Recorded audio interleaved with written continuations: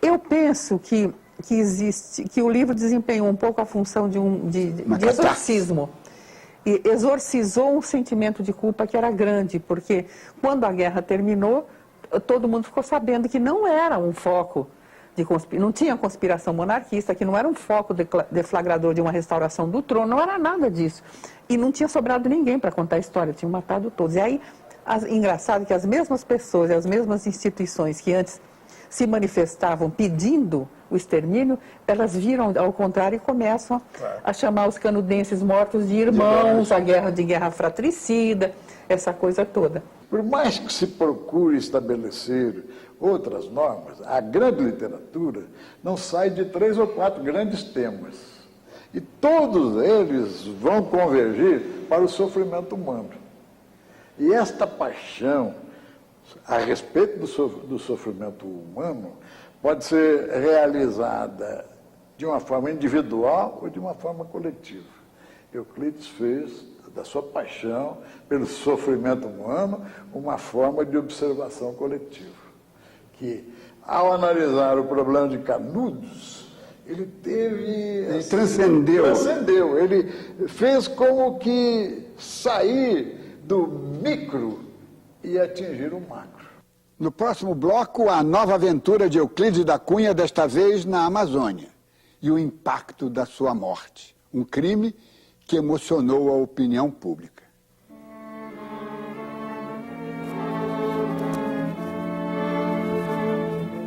Desvendar o país em que vivia. Esse foi um dos propósitos de Euclides da Cunha. Depois de vivenciar a realidade do sertão, o escritor se embrenha em outra região ainda mais inóspita, a floresta amazônica.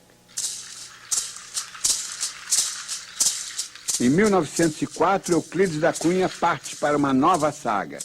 Chefia uma expedição para desvendar outro pedaço do país totalmente desconhecido dos brasileiros, a floresta amazônica. O que se sabe é que, a certa altura, Euclides, que tinha um espírito extremo, isso é muito simpático nele, ele era muito aventuresco, ele não se acomodava em nada, ele queria outra aventura. Não contente de ter ido para a Guerra de Canudos, que não era pouco, E ter escapado.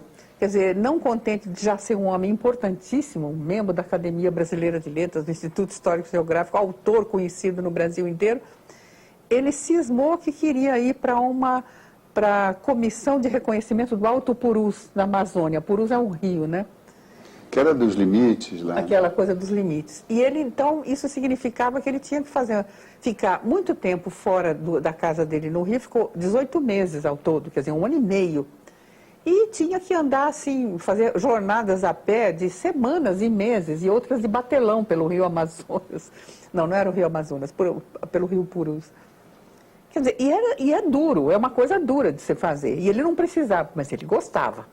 Então lá vai ele de novo usar pessoas graves, pediu favor, pediu empenho para conseguir a posição. No fim, ele foi nomeado chefe por interferência do Barão do Rio Branco, com quem ele trabalhava nas comissões de limites, né?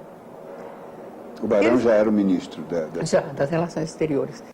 Para marcar o centenário da morte de Euclides da Cunha, o jornal Estado de São Paulo montou uma expedição para refazer o trajeto percorrido pelo escritor em meio à selva amazônica.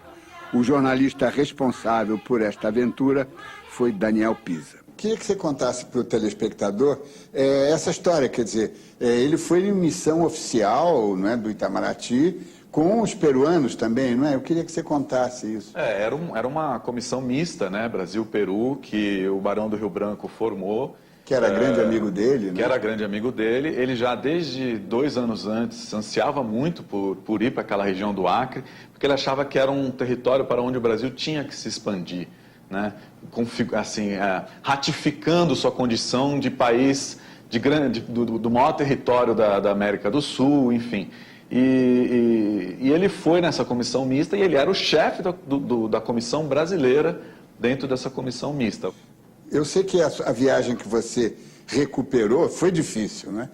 Hoje, como é que foi há 100 anos atrás? Deve ter sido uma coisa infernal, né? A gente consegue imaginar pelo que lê, mas na verdade é difícil de imaginar. Porque a gente já viaja, já sofre muito, com muita chuva. A sua viagem, como foi? Nós tomamos muita chuva, né? A gente foi de barco coberto até uma certa altura, depois nós fomos do que eles chamam de voadeiras, né? Que são barcos com motor de rabeira, né?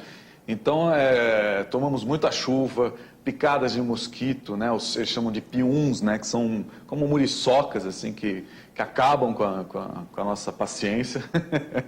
E na época dele, você pode, mais ou menos, decuplicar essas dificuldades, né? Tanto é que ele teve malária, né? Ele, como tuberculoso, suas doenças se agravaram. Algumas pessoas da equipe dele também tiveram malária. Ele faz uma certa altura de descrição também dos pés e das mãos, dos componentes da frota dele, estavam completamente, né, lacerados. Né, aí pela caminhada. Pela caminhada, carregar a canoa, porque eles encalharam várias vezes. O barco em que o Euclides estava, que se chamava Manuel Urbano, naufragou a uma certa altura, eles precisaram rebocar para a margem. Enfim, ele precisou tomar caldo de macaco, porque ele estava muito fraco, e é um caldo fortificante, já na fronteira com o Peru, para poder seguir viagem. Os ambientalistas hoje o crucificariam, né?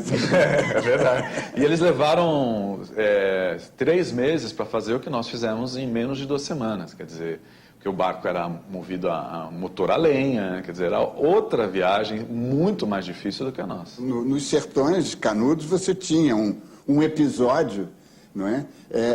Que ele aproveitou esse episódio para mergulhar. Qual era o embate, o confronto que ele ia encontrar, pretendia encontrar lá em cima na Amazônia?